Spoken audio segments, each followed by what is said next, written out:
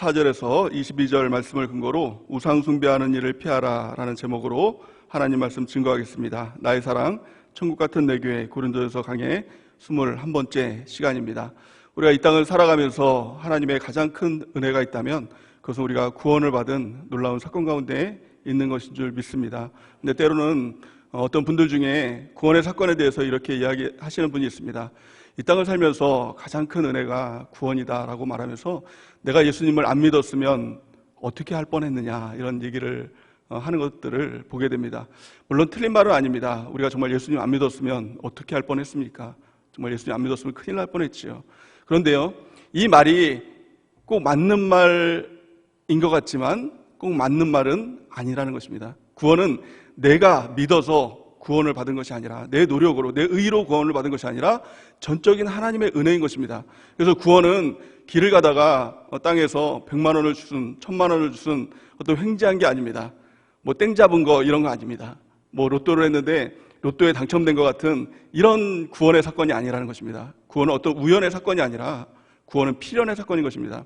하나님께서는 태초부터 우리를 구원하시기로 작정하시고 그리고 나서 마침내 예수 그리스도를 이 땅에 보내주셔서 십자가에 못 박혀 죽으시고 또 우리 가운데 오셔서 우리가 주님을 믿도록 인도해 주신 것입니다. 그 모든 것 가운데 하나님의 섭리 가운데 있고 하나님의 계획 가운데 있는 것을 믿는 은혜가 있기를 바랍니다. 그래서 하나님의 은혜인 것입니다. 우리는 우연히 구원을 받은 것이 아닙니다. 하나님께서 우리를 지목하여 불러주신 것입니다. 그러고 나서 기필코 우리를 변화시켜 주시고 마침내 천국까지 교회를 통해서 우리를 변화시켜 주시고 인도해 주실 줄 믿습니다. 에베소서 1장 4절에서 7절 말씀을 우리 같이 한번 읽어보겠습니다. 시작. 곧 창세전에 그리스도 안에서 우리를 택하사 우리로 사랑 안에서 그 앞에서 거룩하고 흠이 없게 하시려고 그 기쁘신 뜻대로 우리를 예정하사 예수 그리스도로 말미암아 자기의 아들들이 되게 하셨으니 이는 그가 사랑하시는 자 안에서 우리에게 거저 주시는 바 그의 은혜의 영광을 찬송하게 하려는 것이라. 우리는 그리스도 안에서 그의 은혜의 풍성함을 따라 그의 피로 말미암아 속량 곧 죄사함을 받았느니라. 아멘. 창세전에 그리스도 안에서 우리를 택하여 주신 것입니다. 그리고 하나님의 계획 가운데 철저한 하나님의 의도 가운데 우리를 택하시고 우리가 예수님을 믿고 우리가 교회 안에 거하고 또 마침내 구원에 이르는 하나님의 축복 가운데 있는 줄 믿습니다. 이 사건이 바로 이 사도 바울은 출애굽한 이스라엘 민족들의 그 사건과 동일한 사건이라고 말씀하고 있는 것입니다. 출애굽의 사건은 이스라엘 민족의 어떤 노력도 들어가 있지 않았습니다. 오직 하나님의 계획 가운데 있었죠. 그리고 바로에게 10가지 재앙을 통해서 마침내 유월절 어린 양의 피를 통해서 이스라엘 민족들이 200만이나 되는 남자만 60만 전체 숫자가 200만이나 되는 그 민족들이 한순간에 구원을 받는 하나님의 은혜 가운데 있게 되었다는 것입니다. 또한 이 홍해를 가르는 사건, 홍해를 통과하는 사건이 구름과 또 이 홍해 바다를 통해서 침례의 사건, 나는 이 옛사람은 죽고 새 사람으로 태어나는 하나님의 놀라운 사건이 되었다는 것입니다. 또한 하늘에서는 만나가 내리고 또 물이 없을 때 예수 그리스도로 비견되는 이 돌을 바위를 쳤을 때 그것이 깨짐을 통하여서 예수 그리스도가 깨짐을 통하여서 그 물을 먹는 신령한 음료를 먹는 신령한 음식과 신령한 물을 먹는 놀라운 하나님의 은혜 가운데 하나님 백성 가운데 그 모든 것을 누리게 되었다는 것입니다. 그런데 우리가 잊지 말아야 될 것이 있습니다. 구원의 사건은 끝이 아니라 또 다른 시작이라는 것입니다. 이스라엘 백성들은 이것을 몰랐습니다. 단지 이 430년간 종살이가 지긋지긋했기 때문에 여기서만 구원받으면 여기서만 건져내면 이것이 단지 알았습니다. 그런데 하나님의 계획은 그것이 다가 아니었습니다. 천지를 6일 만에 창조하신 그 하나님이 이스라엘 민족들을 구원하시죠. 그리고 나서 그들을 온전한 자로 구원받은 백성으로 완전하게 하시는 그 과정들을 겪는 광야 생활을 40년간을 통해서 그들을 새롭게 하시는 것들을 볼 수가 있는 것입니다. 이것이 하나님의 의도인 것입니다. 하나님은 구원의 사건들 가운데 우리를 변화시키기를 원하시는 것입니다. 새 사람이 되기를 원하시는 것입니다. 그리스도의 장성한 분량까지 자라나기를 원하시는 것입니다. 무엇을 통해서요? 교회를 통해서, 말씀을 통해서, 성령을 통해서 우리를 변화시켜 주신 줄 믿습니다. 그런데 문제는 무엇입니까? 이스라엘 민족들이 200만이나 되는 민족들이 6월절 어린 양의 그 피를 힘입어서 출애굽을 했는데 홍해를 가르면서 침례를 받았는데 옛사람을 죽고 새 사람으로 다시 태어났는데 또 하늘에서 내리는 만나를 먹었는데 예수 그리스도의 이 몸으로 지칭되는 바위에서 터져나오는 그 샘물들을 다 마셨는데 결론적으로 보면 어떻습니까? 200만 민족 중에서 2명만 구원받고 광야에서 태어난 그 어린 아이들과 여호수아와 갈렙만 가나안으로 들어가는 그런 일이 있었다는 것입니다. 오늘 바울은 이 고린도전서 10장을 통해서 이것이 우리 가운데 본보기가 된다는 것입니다. 이것은 옛날 얘기가 아니라 이스라엘 민족들은 그랬구나, 왜 죄를 지어서 그랬어 라가 아니라 지금 우리도 마찬가지로 이스라엘 민족과 같이 동일한 범죄 가운데 있다면 우리의 천국은 따놓은 당상이 아니라는 겁니다. 구원은 끝이 아니라는 것입니다. 지옥 갈 수 있다는 것입니다. 경각심을 가지고 이 죄에서 벗어나야 된다라고 바울은 고린도 교인에게 또 우리에게 경고의 말씀을 하고 있는 것입니다. 그러기 우리가 신앙생활 할 때 정말 정신 바짝 차리고 신앙생활 해야 될 줄 믿습니다. 우리 고린도전서 10장 1절에서 5절 말씀을 우리 같이 한번 읽어보겠습니다. 시작. 형제들아, 나는 너희가 알지 못하기를 원하지 아니하노니 우리 조상들이 다 구름 아래에 있고 바다 가운데로 지나며 모세에게 속하여 다 구름과 바다에서 침례를 받고 다 같은 신령한 음식을 먹으며 다 같은 신령한 음료를 마셨으니 이는 그들을 따르는 신령한 반석으로부터 마셨으며 그 반석은 곧 그리스도시라. 그러나 그들의 다수를 하나님이 기뻐하지 아니하셨으므로 그들이 광야에서 멸망을 받았느니라. 이러한 일은 우리의 본보기가 되어 우리로 하여금 그들이 악을 즐겨한 것 같이 즐겨하는 자가 되지 않게 하려 함이니. 아멘. 우리는 이 말씀을 통해서 그들이 악을 즐겨하는 것 같이 악에서 벗어나야 된다, 이 말씀을 명심해서 들어야 할 줄 믿습니다. 이스라엘 민족들이 지은 악이 무엇이었죠? 크게 네 가지로 말씀하고 있는데 가장 첫 번째는 우상 숭배하는 죄악이었습니다. 두 번째 죄악은 음행의 죄악이었습니다. 세 번째는 하나님을 시험하는 죄악이었습니다. 하나님이 계신가 안 계신가, 이것이 하나님을 시험하는 것이었죠. 또 네 번째 죄악은 원망하는 것이었습니다. 우리 안에 이 죄악이 있는지 우리가 살펴보고 이 죄악이 있다면 다 끄집어내서 버리고 하나님 앞에 회개하고 새 사람으로 거듭나는 하나님의 축복이 있기를 바랍니다. 또한 이 말씀을 하면서 오늘 본 말씀에 보니까 14절 말씀이니까 그러므로 라고 하면서 고린도 교인들에게 한 가지 말씀을 하고 있습니다. 뭐라고 말씀하고 있습니까? 고린도전서 10장 14절 오늘 본 말씀을 같이 한번 읽어보겠습니다. 시작. 그런즉 내 사랑하는 자들아, 우상 숭배하는 일을 피하라. 아멘. 이 결론적인 말씀을 하면서 한 가지 죄악을 지적하고 있는 것입니다. 그 죄악이 무엇이었습니까? 우상 숭배하는 죄악이라는 것입니다. 여러 가지 죄악이 있습니다. 성경에 보니까 이 죄악뿐만이 아니라 너무나도 많은 큰 죄악이 있죠. 근데 그 모든 죄악들 중에서 핵심 죄악이 있다는 것입니다. 그 죄악이 바로 우상 숭배하는 일이라는 겁니다. 우리가 여러분들 그 혹시 볼링을 쳐보셨습니까? 볼링을 치면은 이 볼링 공과 함께 볼링 핀이 있지 않습니까? 볼링 핀을 쓰러뜨려서 얼마만큼 많이 쓰러뜨렸느냐, 이게 이제 점수가 되는 게 볼링 아닙니까? 근데 이 볼링 핀이 몇 개인지 아세요? 10개입니다. 여러분들 말씀과 기도에만 전무하느라 잘 모르실 것 같아서 제가 설명을 좀 드리려고요. 이 10개의 핀이 있습니다. 근데 그 맨 앞에 있는 핀, 이 핀을 헤드핀이라고 하죠. 그리고 나서 2번 핀, 3번 핀이 있고 또 그 다음에 4, 5, 6번 핀이 있습니다. 그 뒤에 7, 8, 9, 10 이 4개 핀이 있어서 삼각형 모양을 가지고 있습니다. 근데 볼링을 잘 치는 사람이 있고 볼링을 못 치는 사람이 있죠. 근데 볼링을 못 치는 사람의 가장 큰 특징이 뭐냐면 10개의 핀을 내가 다 쓰러뜨리겠다, 10개의 핀을 다 봅니다. 다 쓰러뜨리겠어 하면서 힘을 줘서 이렇게 무너뜨립니다. 또 한 종류의 사람은 맨 앞에 핀만 봅니다. 헤드핀, 요것만 쓰러뜨리면 다 무너질 거야, 이렇게 생각이 됩니다. 근데 두 종류의 사람들이 다 볼링을 못 치는 사람이에요. 전체를 다 바라보면 이게 방향 감각이 없습니다. 목표 감각이 없기 때문에 제대로 쓰러뜨릴 수가 없습니다.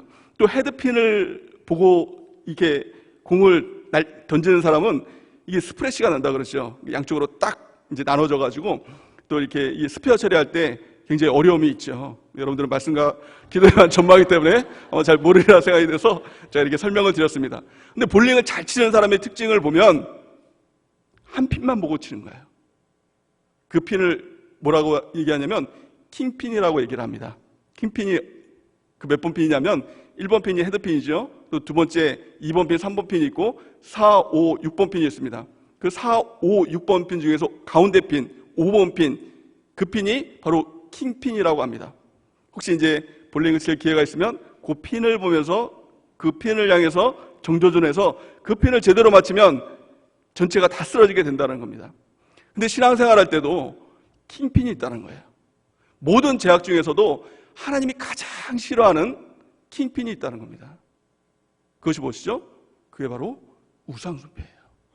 그래서 우상숭배의 죄악만 발견하고 이것만 뽑아내도 하나님께서 우리를 사랑하시고 또 하나님의 은혜 가운데 나머지 죄가 한꺼번에 다 무너지는 것들을 경험하게 된다라는 것입니다. 오늘 이 귀한 저녁에 우리가 오셨는데, 하나님을 예배하기 위해서 오셨는데, 우리가 이 우상숭배의 죄악들을 깨닫고 내 안에 어떤 우상이 있나 그것들을 발견하고 버림을 통하여서 좀 하나님 앞에 새롭게 신앙생활하는 귀한 축복이 있기를 예수님의 이름으로 간절히 축원해 드립니다. 그렇다면 왜 하나님께서는 우상숭배하는 일을 그토록 미워하실까요?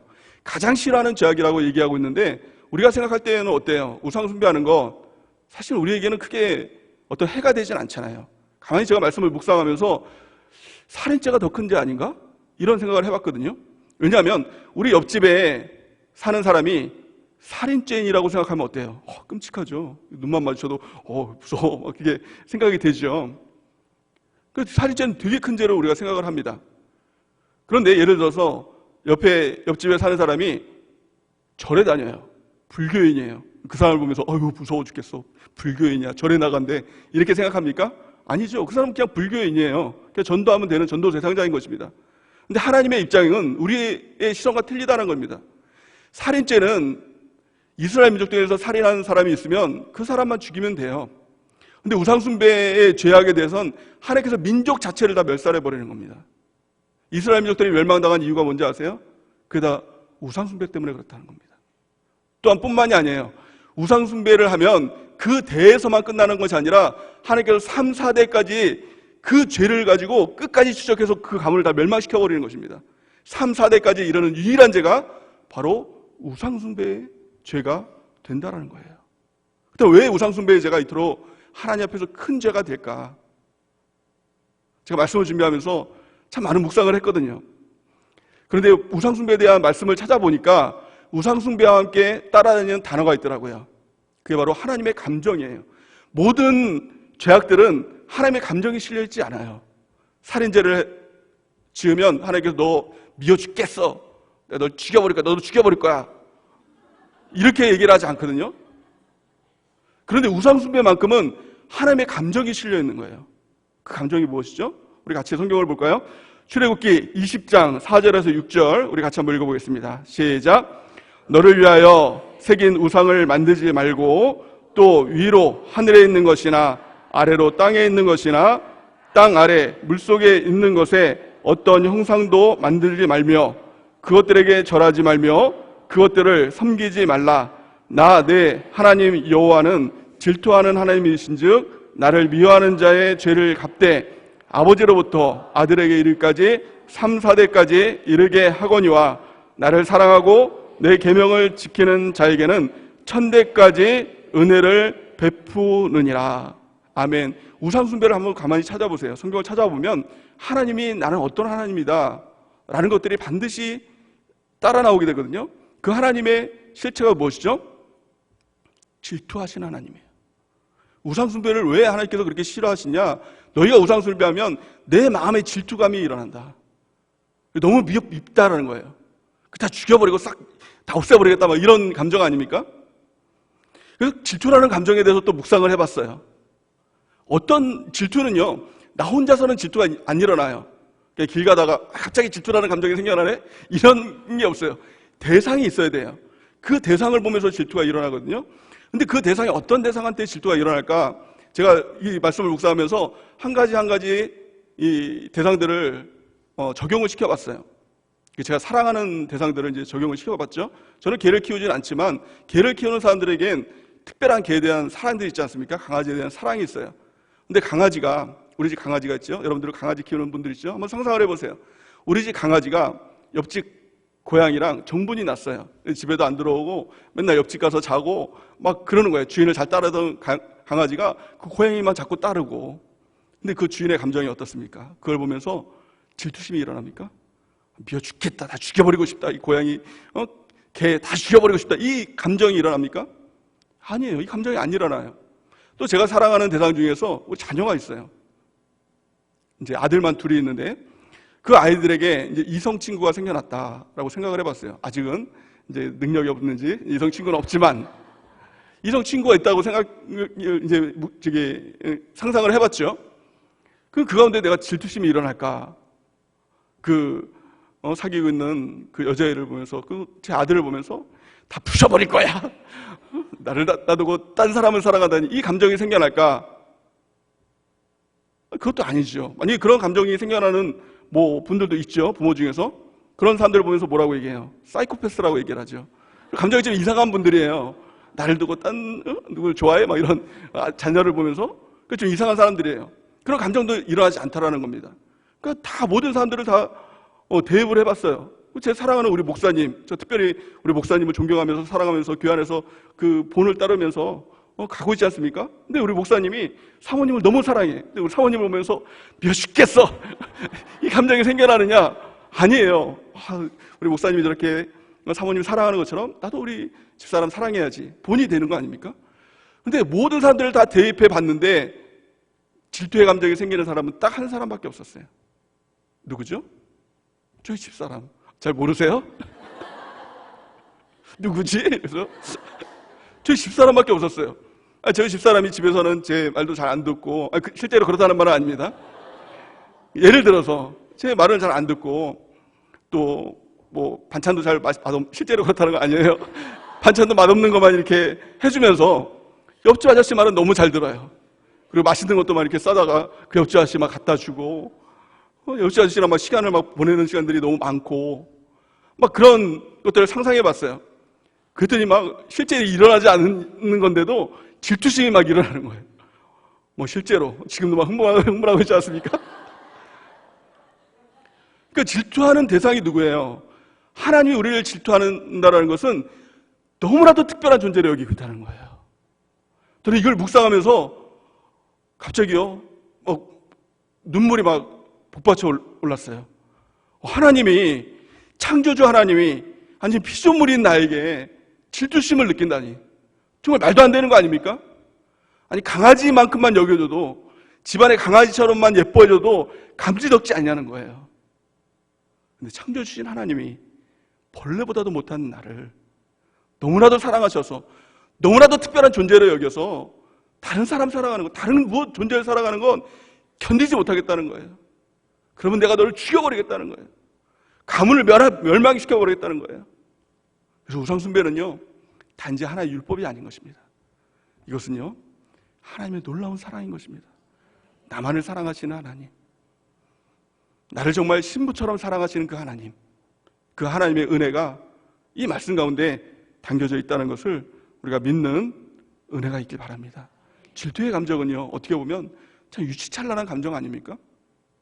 그냥 실제로 일어나지 않은데도 부인이 길 가는 남자에게 친절하게 이렇게 웃음 한번 준 것으로 인해서도 막 기분이 막 상하면서 질투의 감정이 생겨나는 좀 유치찬란한 감정이에요. 정말 사람에게만 느낄 수 있는 감정이라고 생각했는데, 하나님이, 창조주 하나님이, 완전하신 하나님이 나를 향해서 그 유치찬란한 감정들을 고백하고 있는 것입니다. 나는 질투하는 하나님이다. 이만큼 너를 사랑하고 있다. 우리가 그 하나님의 사랑을 만나는 은혜가 있길 바랍니다. 그러면 그 사랑하시는 하나님 앞에 우리가 할 수 있는 게 뭐예요?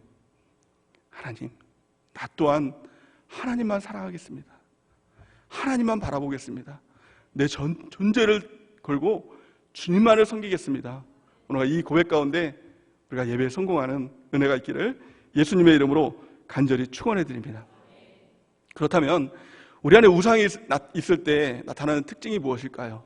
또 반대로 말하면 우리 가운데 우상을 제거할 때 나타나는 하나님의 놀라운 은혜가 무엇일까요? 성경은 그 말씀에 대해서 한 단어를 사용하는데요, 그것이 뭐냐면 전심이라는 단어입니다. 우리가 예배를 드리기 원하잖아요. 또 예배 가운데 하나님 만나기 원하시죠? 하나님 만나시기 원하셔서 예배 나온 거 아닙니까? 혹시 하나님 만나기 원하지 않는데 부득이해서 이 예배에 참석하셨다, 한번 손 들어보세요. 한 명도 없잖아요. 여러분 다 하나님 만나기 원해서, 저도 하나님 만나기 원해요. 근데 왜 우리가 전심으로 하나님께 나가지 못할까? 왜 아벨과 같이 전심으로 하나님께 나가서 하나님을 만나지 못할까? 이거에 대한 의문감 있지 않으세요? 나는 하나님 만나기 원하는데, 하나님 정말 만나기 원하는데 나는 왜 하나님을 만나지 못할까? 이 마음이 있지 않습니까? 또한 우리는 예배를 정말 잘 드리고 싶은데, 또 예배의 감동 가운데 신앙생활 잘 하고 싶은데 그게 잘 되지 않는 사람이 있지 않느냐는 것입니다. 예전에 제가 사역할 때는 성도들을요 미워했어요. 왜 미워했냐면 거짓말을 너무 잘하는 거예요. 어떤 거짓말을 하냐면 토요일까지 내일 예배 나오시죠? 이렇게 물어보면 예배 나온대. 꼭 나간대. 꼭 뵙재. 근데 안 나와. 그래서 주일날 막 전화도 안 받아요. 그래서 저는 막 이제 이 어떻게 거짓말을 할 수 있냐. 나를 불러보고 또 이 교회를 불러보고 정말 거짓말을 할 수 있냐. 막 분노감에 막 찼어요. 또 어떤 성도들은 뭐 예배 가운데 하나님 만났대요. 자기가 뭐 모르겠지만 일단 분명히 만났대요. 정말 하나님 살아계신대요. 이제부터 신앙생활 잘 하겠대요. 근데 몇 주 하다가 없어져 버려요. 그래서 저는 진짜 하나님 만난 건가 이런 생각이 들 정도로, 왜 거짓말을 하지 막 이런 생각들이 들 정도로. 그래서 막 성도들이 거짓말하는 성도 너무 밉잖아요. 근데 나중에 제가 알고 보니까 거짓말이 아닌 것을 알았어요. 본인도 그렇게 하고 싶은 거예요. 예배를 잘 드리고 싶은 거예요. 본인도 정말 신앙생활 잘 하고 싶은 거예요. 근데 안 되는 거예요. 신앙생활은요 결단으로 안 됩니다. 결심으로 안 됩니다. 전심으로 나갈 때만 하나님의 역사가 나타나는 것입니다. 근데 어떻게 전심이 되냐? 왜 전심이 안 되느냐? 그 이유는 단 한 가지입니다. 우상이 있으면 전심이 안 된다는 거예요. 우상을 버리면 전심으로 하나님께 나갈 수 있게 된다는 거예요. 그래서 하나님을 만날 수 있게 된다는 겁니다. 그래서 우리가 하나님을 만날 때 하나님, 내가 하나님 만나겠습니다. 이 결심으로 하나님을 못 만납니다. 그 결단이 있다면, 그 원함이 있다면 내 안에 우상을 발견하고 우상들을 다 뽑아내고 전심으로 하나님께 나갈 때 우리 하나님 만나는 놀라운 역사가 있게 될 줄을 믿습니다. 사무엘상 7장 3절에서 4절 말씀 우리 같이 한번 읽어보겠습니다. 시작. 사무엘이 이스라엘 온 족속에게 말하여 이르되 만일 너희가 전심으로 여호와께 돌아오려거든 이방 신들과 아스타롯을 너희 중에서 제거하고 너희 마음을 여호와께로 향하여 그만을 섬기라. 그리하면 너희를 블레셋 사람의 손에서 건져내시리라. 이에 이스라엘 자손이 바알들과 아스타롯을 제거하고 여호와만 섬기니라. 아멘. 우리 안에 우상이 있습니까? 이 모든 우상들을 다 버리고 오직 여호와만 섬기는 은혜가 있길 바랍니다. 그럼 하나님께서 우리를 세상의 적대자인 블레셋과 같은 악한 마귀로부터 우리를 건져주시고 하나님의 놀라운 은혜 가운데 새로운 삶을 살도록 인도해 주실 줄 믿습니다. 특별히 우리가 예배를 드리잖아요. 여러분들 지금 예배를 드리고 있죠? 예배 가운데 집중하지 못하는 유일한 이유는요, 우상 때문이에요. 예배 가운데 자꾸 잠이 오세요? 예배 가운데 자꾸 딴 생각이 나세요? 그러면 어떻게 해요? 우리는 종종 이런 생각을 갖죠. 예배 졸지 말아야지. 내가 왜 자꾸 예배에 딴 생각을 해? 이 바보같이 내가 왜 자꾸 딴 생각을 해? 결심하죠. 근데 결심으로는 안 된다는 거예요. 서울에 한 장로님이 있었거든요. 우리 교회에. 근데 이 장로님이 자꾸 예배 시간마다 조는 거예요. 근데 우리 목사님이 지금은 굉장히 이렇게 온유하시고 또 이게 순해지셨지만 예전에는요 정말 너무너무 무서웠어요. 강단에서 있을 때는 막 성도들 말로에 이게 말씀에 따르면 눈에서 막 레이저가 막 나간다고 이렇게 얘기를 했어요. 얼마나 이 예배에 대한 열정이 예배에 대한 열정이 얼마나 큰지 막 이렇게 졸고 있는 성도들 보면 막 참지 못하는 거예요. 그러면서 내 팔이 이게 로켓 팔이면 좋겠다 그러면서 막 그래서 이게 쭉 나가서 이게 매겨버리면 좋겠다고 막 그러면서 막 그렇게 하면서 막 당장 뒤에 나가 있으라고 막 하고 막 그렇게 얘기를 하는 거예요. 그 무서운 분위기에서 어떻게 졸 수가 있어요? 근데 장로님이 계속 조는 거예요. 근데 이 장로님도 너무 이제 목사님 무서우니까 졸지 말아야겠다 그러고 눈을 이렇게 크게 뜨고 목사님을 계속 쳐다본 거예요. 근데 이 눈을 크게 뜨고 이렇게 보다가 눈동자가 넘어간 겁니다. 그 흰자만 보이는 거예요. 그러니까 목사님이 설교하시다가 깜짝 놀라가지고 장로님이 눈 돌아가졌다고 이렇게 얘기할 정도로. 그러니까 이게 결심으로 안 되는 거예요. 나중에 이 장로님이 나중에 이제 말씀을 통해서 내 안에 우상이 있었음을 고백하면서 하나님께 철저하게 회개하고 무릎 꿇고 목사님 앞에서 또 성도들 앞에서 이렇게 고백을 하면서 내 안에 우상이 있었다고 이렇게 맨날 며칠 이렇게 울면서 기도하고 그러면서 예배에 집중하고 하나님 만나고 또 예배에 졸지 않게 되는 그런 일들이 일어나게 됐다는 거예요. 그러니까 예배에 안 졸는 분들도 예배 안 졸아야겠다 이 결심 이전에 내 안에 우상이 있구나, 이 우상이 있구나, 이것들을 깨닫는 귀한 이 저녁 예배가 되는 귀한 축복이 있기를 바랍니다. 그렇다면 우상이 뭔지 알아야 되잖아요. 성경 전체를 통해서 우상이 무엇인지를 우리가 깨닫는 귀한 축복이 있길 바랍니다. 크게 네 가지를 보면 이 우상이다라고 성경은 말씀하고 있는데, 가장 첫 번째는 뭐죠? 하나님보다 더 사랑하는 것. 내가 하나님보다 더 사랑하는 것이 있다면 이게 바로 우상이 된다는 거예요. 십계명 중에서 가장 첫 번째 계명이 무엇입니까? 신명기 5장 7절 우리 같이 한번 읽어볼까요? 시작. 나 외에 다른 신을 내게 두지 말지어다. 이것이 하나님께서 주시는 십계명 중에 가장 첫 번째 계명이 된다는 거예요. 나 외에 다른 신을 두지 말라. 근데 나 외에, 하나님 외에 사랑하는 무엇인가가 있으면 이게 우상이 됩니다. 그래서 그러면 우리가 내가 하나님을 가장 사랑한다고 말로는 하는데 무엇인가를 더 사랑하고 있는 우리 마음이 있을 수 있지 않습니까? 그럼 그걸 어떻게 알 수 있느냐? 우리가 고통당하는 어떤 대상이 있다면, 어떤 일들이 있다면 그게 우상이 된다는 거예요. 성경은 그것에 대해서 말씀하고 있는데요. 에스겔 23장 22절 우리 같이 한번 읽어보겠습니다. 시작.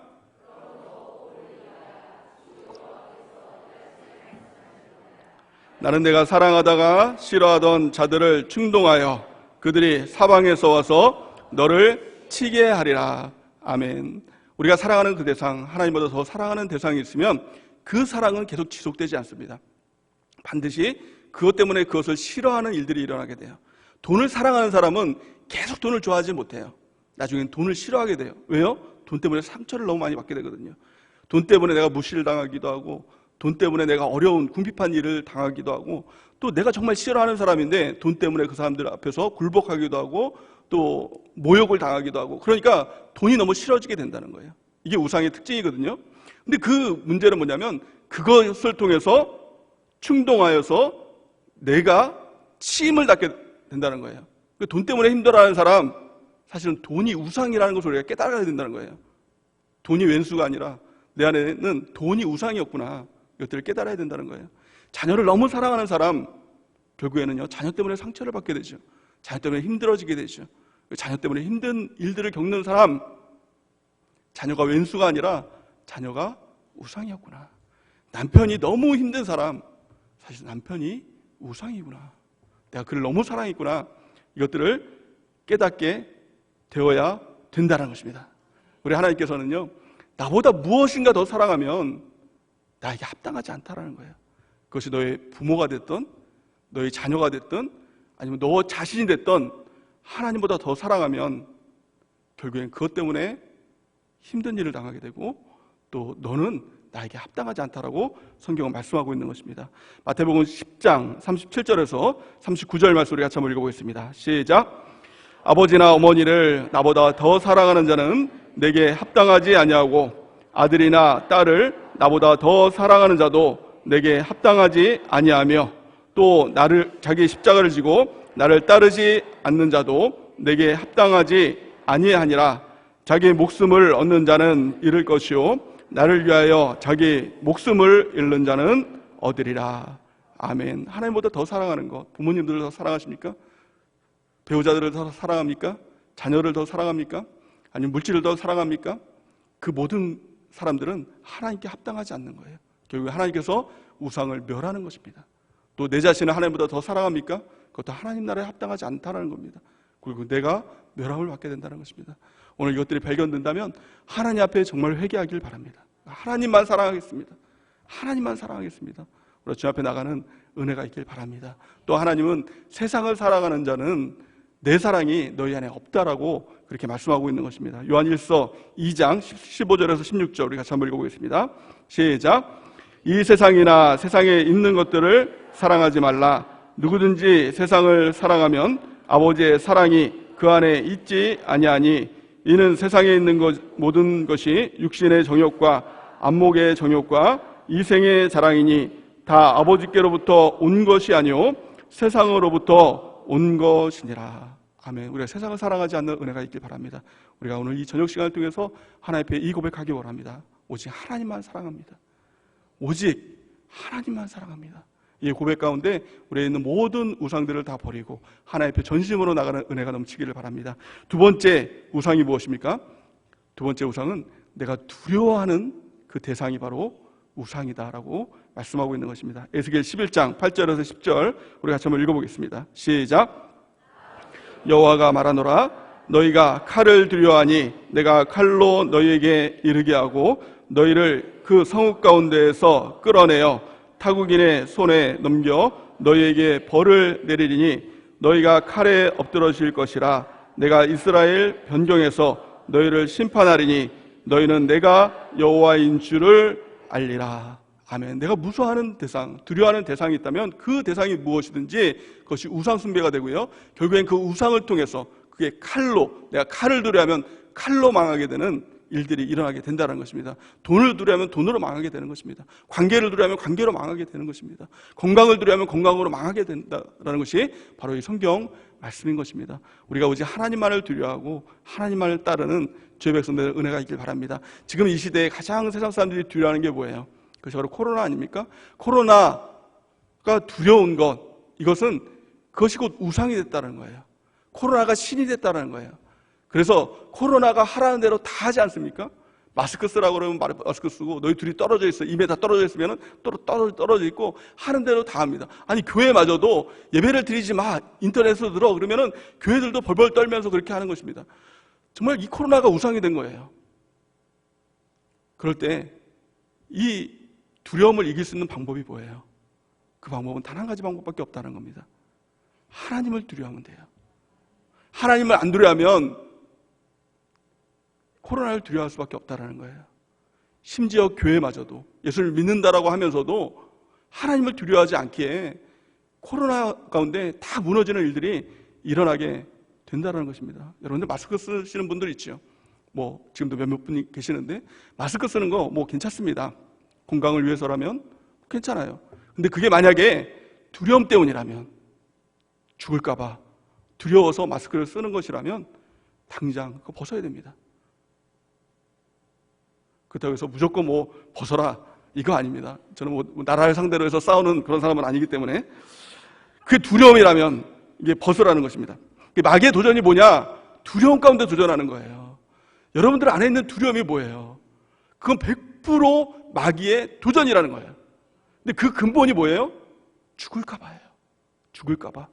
예수님께서 이 땅에 오신 이유가 무엇입니까? 죽을까 봐 두려워서 종살이하는 우리들을 풀어주시기 위해서 예수님께서 이 땅에 오신 것입니다. 예수님께서 이기셨습니다.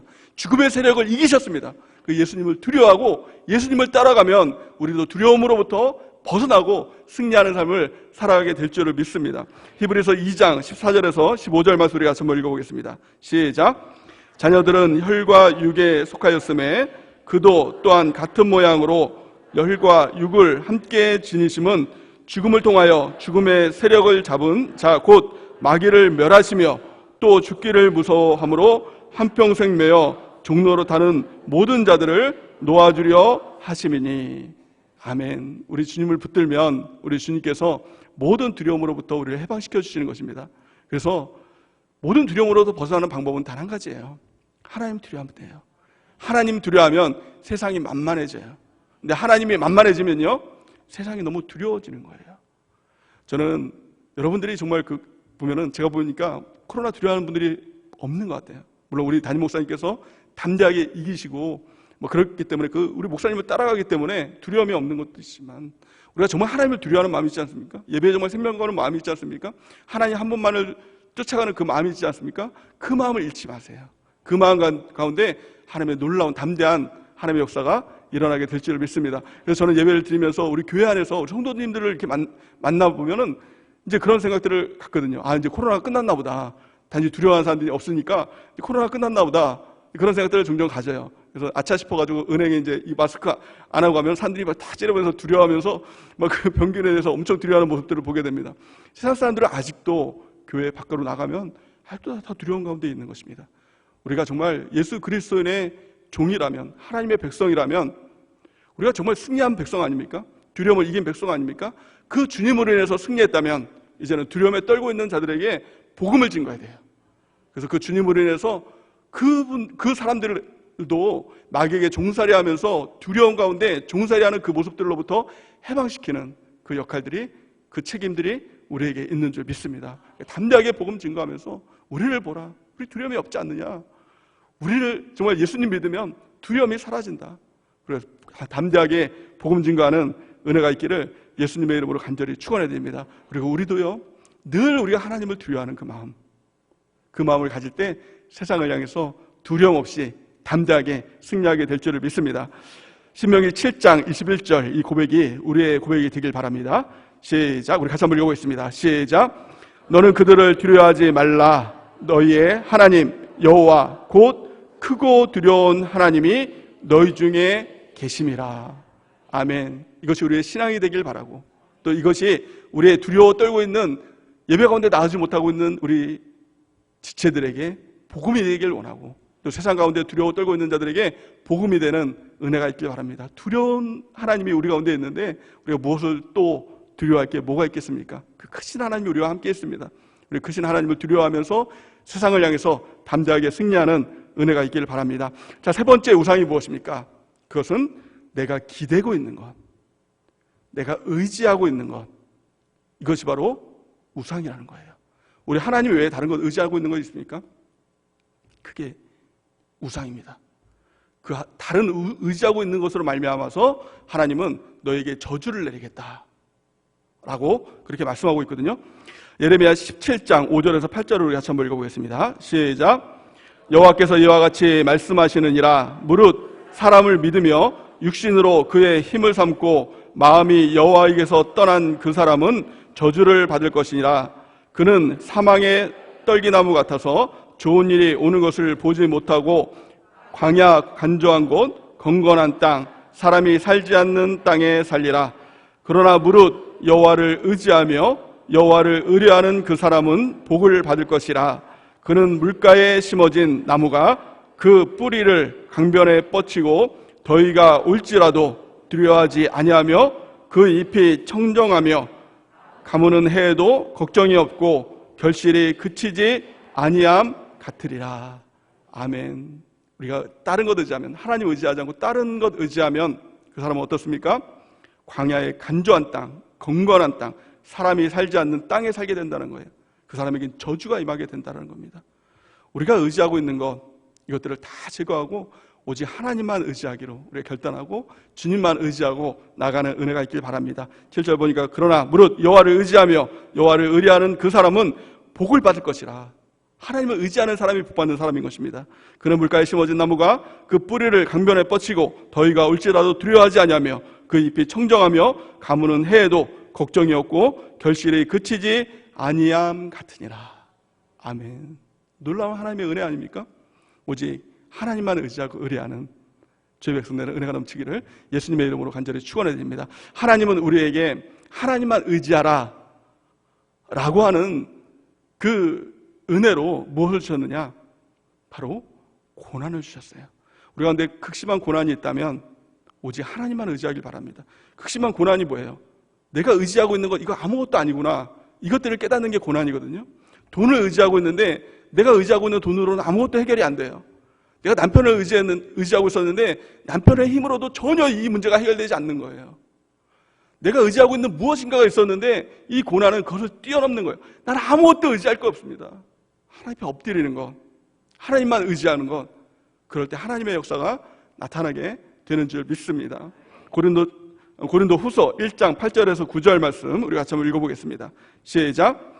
형제들아, 우리가 아시아에서 당한 환난을 너희가 모르기를 원하지 아니하노니 힘에 겹도록 심한 고난을 당하여 살 소망까지 끊어지고 우리는 우리 자신이 사형 선고를 받은 줄 알았으니 이는 우리로 자기를 의지하지 말고 오직 죽은 자를 다시 살리시는 하나님만 의지하게 하심이니라.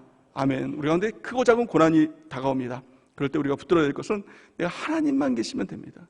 하나님만 의지합니다. 이 고백이 있으면, 이 믿음이 있으면 그 고난이 더 이상 있을 필요가 없잖아요.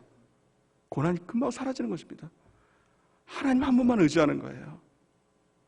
여러분 크고 작은 고난 가운데 있으세요?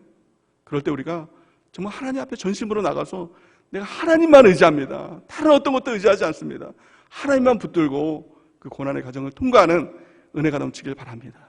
우리 특별히 남성분들, 아니 여성분들도 그런 분들이 있을 수 있겠는데요. 하나님 외에 의지하고 있는 무엇인가가 있지 않습니까? 그 무엇인가가 무엇입니까? 많은 경우가 술과 담배예요. 술, 담배가 왜 죄가 되느냐? 그것이 하나님으로부터 위로를 받는 것이 아니라, 하나님으로부터 힘을 삼는 것이 아니라 술, 담배가 의지가 되는 거예요. 술, 담배가 힘이 되는 거예요. 제가 얼마 전에 지인에게 술, 담배를 너무 이렇게 좋아하는 지인이 있어서 너 술, 담배 좀 끊어라 이렇게 얘기를 했던 적이 있습니다. 그때 이 친구가 술, 담배는 끊을 수 없어요 이렇게 얘기해요. 왜? 그랬더니 술, 담배는 저의 오래된 친구예요 이렇게 얘기를 하더라고요. 내가 힘들 때 옆에 아무도 옆에 있어주지 않을 때 항상 술, 담배는 같이 옆에 있으셨다고. 술이 나를 위로해주고 담배가 나를 위로해줬기 때문에 내가 그것을 끊는 것은 친구를 끊는 것과 같다고. 그걸 보면서 깨달은 게 그거예요. 술, 담배가 우상이구나. 그래서요, 특별히 남성분들에게 하나님께서 주시는 어떤 시험이 다가올 때는 그거예요. 다른 거 없더라고요. 술, 담배 끊으라는 거예요. 그거 의지하지 말고 예배 의지해봐라. 하나님만 의지해봐라. 기도하고 말씀으로 의지해봐라. 하나님께서 이거 주시는 거거든요. 그 술, 담배 끊지 않는다면 하나님께서 어떤 방법 쓰실까요? 더 큰 고난 주세요. 끊을 수밖에 없는 고난 주세요. 7배 더 강한, 7배 당한 고난, 7배 당한 고난. 마침내는요, 술, 담배 살 돈이 없을 만큼의 고난 가운데 살 돈이 없어서 끊게 되는 그런 일들이 생기게 된다는 거예요. 남성분들 고난 당하고 있으세요? 제일 먼저 끊어야 될 우상, 술, 담배예요. 그럼 어떻게 그렇게 잘하냐? 제가 고난을 당해봐서 알아요. 술, 담배만 끊어도요, 놀라운 그 지평이 열려요. 신앙생활에 놀라운 지평이 열려요. 하나님께 더 깊이 들어갈 수 있어요. 예배 가운데 하나님 만나요. 여러분 한번 끊어보세요. 새로운 신앙의 지평이 열리게 되는 줄 믿습니다. 그러니까 술, 담배를 항상 갖고 있으면 정말 하나님 가운데 가까이 나가지 못해요. 예배를 나오기 전에 꼭 막 이렇게 치카치카하고 손 닦고 냄새 안 나게 하려고. 어떻게 제가 그렇게 잘하냐? 제가 해봐서 알아요. 하여간에 그걸 하면서 또 하나님 앞에서는 더 찜찜하죠. 내가 술도 먹고 또 어제 담배도 피고 막 그런 거 가운데 항상 죄책 가운데 있죠. 이제 술, 담배 끊으면요 그게 싹 없어져요. 하나님과요 너무나도 친밀해지는 겁니다. 혹시 아직도 술, 담배 피는 남성분들 있으세요? 아니 여성분들도 있을 수 있죠. 오늘 정말 내가 이 우상 끊겠습니다, 이 고백하는 은혜가 있길 바랍니다. 이 고백 안 끊으면 진짜 하나님께서 끊을 때까지, 만약에 구원받은 백성이라면, 구원받지 못한 백성이라면 하나님께서 그냥 지나가요. 뭐 끊든 안 끊든 어차피 지옥 가는 거. 근데 정말 하나님의 구원받은 백성이라면 정말 끝까지 추적하세요. 끊을 때까지 추적하세요. 정말 하나님의 사랑하는 백성이라면 너 담배야 나야, 술이야 나야, 이 정도까지 하나님께서 끝까지 추적하시는 것입니다. 우리가 이 모든 우상들을 다 버리는, 그 외에도 내가 의지하는 우상이 있다면 그것들을 다 버리는 은혜가 넘치기를 예수님의 이름으로 간절히 축원해 드립니다. 마지막 우리 네 번째 우상이 무엇이냐? 그것은 바로 제사다라는 거예요. 제사하는 것, 이것은 전통 뭐 그런 거 아닙니다. 또 가문의 뭐 어떤 내려오는 가문의 내력 이런 것도 아닙니다. 성경은 단 한마디로 말합니다. 이거 우상 숭배야. 오늘 본 말씀 뭐라고 얘기하죠? 고린도서 10장 18절에서 20절 말씀 우리 같이 한번 읽어보겠습니다. 시작. 육신을 따라 난 이스라엘을 보라. 제물을 먹는 자들이 제단에 참여하는 자들이 아니냐. 그런즉 내가 무엇을 말하느냐? 우상의 제물은 무엇이며 우상은 무엇이냐?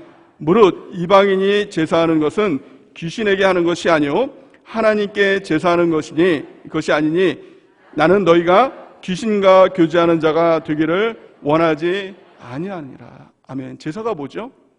구약의 제사가 뭐였죠? 예배예요.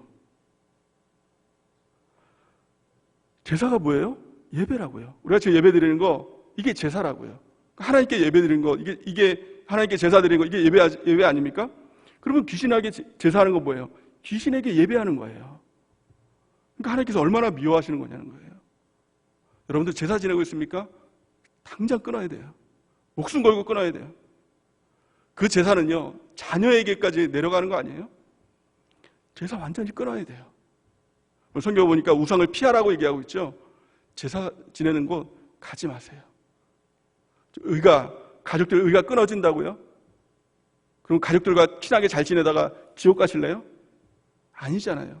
내 자녀 지옥 가는 길로 인도하실래요? 아니잖아요. 또 어떤 분들은 아니 그럼 제사 지내는 데서 그냥 음식만 해주고 절만 안 하고 우리 아들 절만 안 시키면 되지 않겠느냐 이렇게 얘기하시는 분이 있어요. 제사 지내는 거 음식은 먹어도 돼요 안 돼요? 이런 것도 물어보시는 분들이 있어요. 하나님의 입장에서 한번 생각해 보세요. 사람의 입장에서 그것이 율법이라고 생각하니까 참석하는 것이 죄냐, 뭐 절 안 하면 되지 않느냐, 자꾸 이렇게 생각을 해요. 그러니까 어느 정도 좀 융통성을 막 발휘하려고 생각해요. 하나님 입장에서 한번 생각해 보시라고요. 제사가 뭐예요? 영적 간음이에요. 우리 집 아내가 옆집 가서 밥을 먹는 거예요. 그 집에서 자고 안 들어오는 거예요. 근데 남편이 아내를 너무 사랑해서 이제 뭐라고는 하겠죠. 또 정말 이제 다시는 옆집 가서 밥 먹으면 안 돼. 옆집 가서 이제 자면 안 돼. 절대 안 돼. 라고 이렇게 얘기를 했어요. 그랬더니 밥은 안 먹어도 그러면은 식사는 안 해도 잠깐 옆집에 들리는 건 괜찮지 않아? 그러면서 TV 보거나 이야기하는 건 괜찮지 않아? 남편 입장은 어때요? 눈 돌아가죠? 피 거꾸로 솟지요? 안 그렇습니까? 그래도 됩니까? 우리 하나님의 입장이 그거라는 거예요. 제사 지내는 거는 쳐다보는 것도 싫다는 거예요. 음식 먹는 것도 싫다는 거예요. 거기 가는 거는 말할 것도 없는 겁니다. 여러분들 제사 완전히 끊어야 됩니다. 그래야 하나님 사랑 가운데로 들어갈 수 있는 거예요. 제사는 나 혼자만의 죄가 아니라 내 자녀에게까지도 연결되는, 또 귀신에게 예배하는 너무나도 큰 죄가 되는 것입니다. 그래서 제사 지내는 이 이스라엘 백성들을 완전히 멸해버리잖아요. 3, 4대까지 완전히 멸해버리지 않습니까?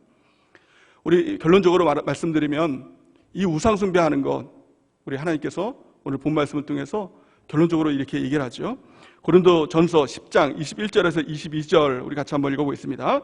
시작.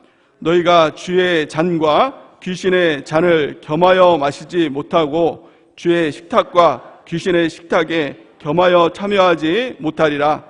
그러면 우리가 주를 노여워하시게 하겠느냐? 우리가 주보다 강한 자냐? 아멘. 우리 안에 있는 우상들을 발견하길 바랍니다. 우리 하나님보다 더 사랑하는 무엇인가가 있습니까? 우리가 그것들을 하나님 앞에 내어놓고 이제는 하나님만 사랑하겠습니다. 우리가 고백하는 은혜가 있길 바랍니다. 또 하나님보다 무엇인가 더 두려워하는 존재가 있습니까? 이 모든 것들을 하나님께 다 내어 맡기면서 이제는 내가 하나님만 두려워하는 자가 되겠습니다. 너 하나님보다 더 의지하는 것, 하나님 외에 또한 의지하는 것 있습니까? 이 모든 것을 하나님께 지금 고백하면서 이제 하나님만 의지하겠습니다. 고백하며 나가길 바랍니다. 혹시 제사를 지내고 있습니까? 하나님, 이제는 내가 하나님만 예배하는 자가 되겠습니다. 우리 주 앞에 나가는 은혜가 있길 바랍니다. 오늘 말씀해 보니까 이 우상 숭배가 뭐라고 얘기하고 있어요? 21절 보니까 너희가 주의 잔과 귀신의 잔을 겸하여 마시지 못하고 주의 식탁과 귀신의 식탁에 겸하여 참여하지 못하리라. 이게 무슨 말이죠? 이게 같이 먹는 거예요. 같이 먹는 사람들이 누구죠? 항상 같이 먹는 사람, 이것을 우리가 식구라고 하죠. 같이 식탁 공동체 아닙니까? 그 식구예요. 그러니까 귀신 우상 숭배하는 것은 귀신과 식구가 되는 겁니다.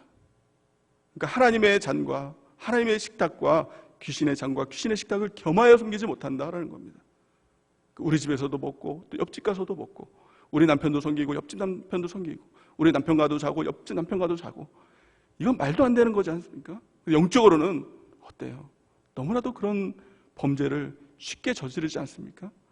우리는 어떻습니까? 하나님보다 더 좋아하는 것, 하나님보다 더 두려워하는 것, 하나님보다 더 의지하는 것, 또 하나님 외에 우리가 예배하는 것, 이런 것들을 다 몰아내길 바랍니다.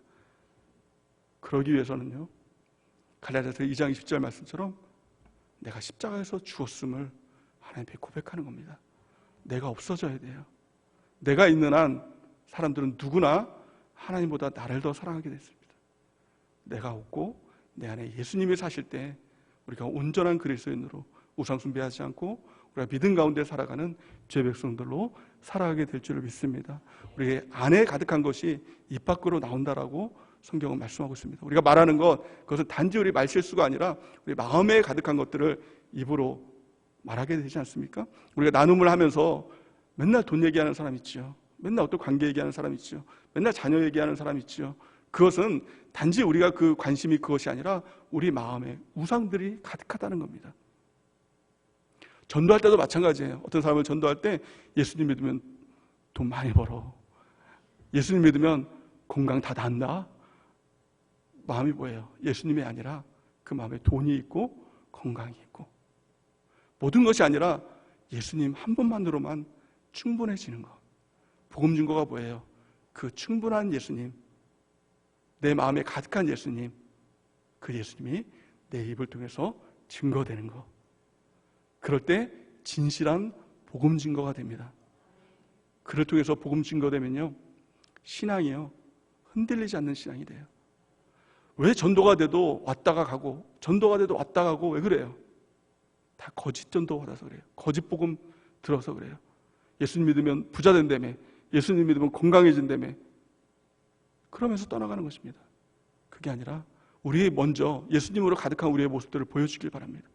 예수님으로 가득한 우리의 모습들 가운데 복음 증거함을 통해서 그들을 정말 천국 백성으로 인도하는 죄 백성 되는 은혜가 넘치기를 예수님의 이름으로 간절히 축원해야 됩니다. 오늘 우리가 같이 기도할 때 하나님, 이제는 내가 나는 없고 오직 예수님만 가득한 그런 신앙생활을 할 수 있도록 예수님과 하루 종일 동행하는, 예수님만 생각하는 죄 백성 될 수 있도록 인도해 달라고 우리가 간절히 기도하는 은혜가 넘치기를 예수님의 이름으로 간절히 축원해 드립니다.